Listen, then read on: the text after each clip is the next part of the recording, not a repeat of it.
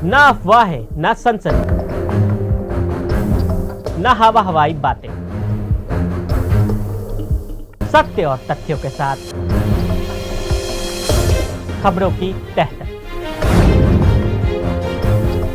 भारतीय संघ की वो विशेषताएं जो आपको पता होनी चाहिए। हम सब भारत के संविधान की कस्में तो खूब खाते हैं या लोगों को खाते हुए सुनते भी हैं, पर क्या आपने संविधान देखा है? अगर कोई फोटो वगैरह में देखा भी हो तो एक चीज जो आपको पता ही होगी कि अपना संविधान दुनिया का सबसे लंबा लिखित संविधान है। सोने पे सुहागा ये कि पूरा संविधान हिंदी और अंग्रेजी में लिखा गया, हाथों से कैलीग्राफ किया गया, ना कोई प्रिंटिंग हुई ना कोई टाइपिंग। आजादी के बाद से भारत में संघवाद का विकास गतिशील रहा है और इसकी जांच विभिन्न चरणों में की जा सकती है, जैसे कि आंतरिक पार्टी संघवाद, बहुदलीय संघवाद, सहकारी संघवाद, प्रतिस्पर्धी संघवाद आदि इत्यादि। भारत में संघवाद।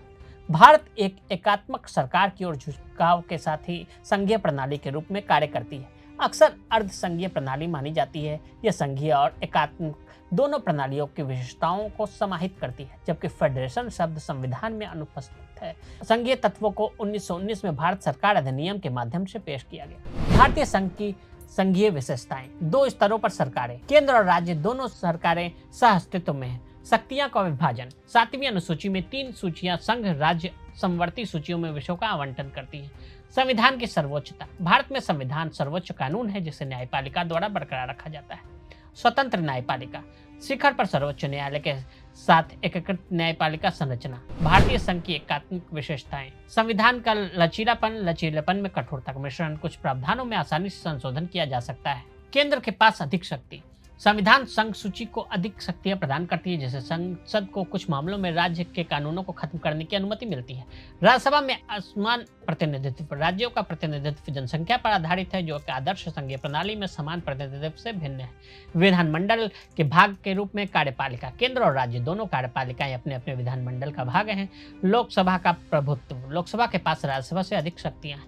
आपातकालीन शक्तियां। आपातकाल के दौरान केंद्र सरकार का राज्यों पर नियंत्रण बढ़ जाता है, जिससे राज्य की स्वायत्तता प्रभावित होती है।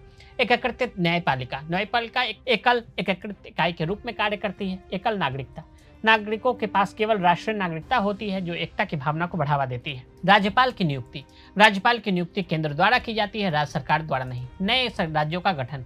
संसद के पास राज्य क्षेत्रों और नामों को बदलने का अधिकार है। अखिल भारतीय सेवाएं। IAS, IPS जैसे सेवाओं के माध्यम से राज्य की कार्यकारी शक्तियों में केंद्रीय हस्तक्षेप।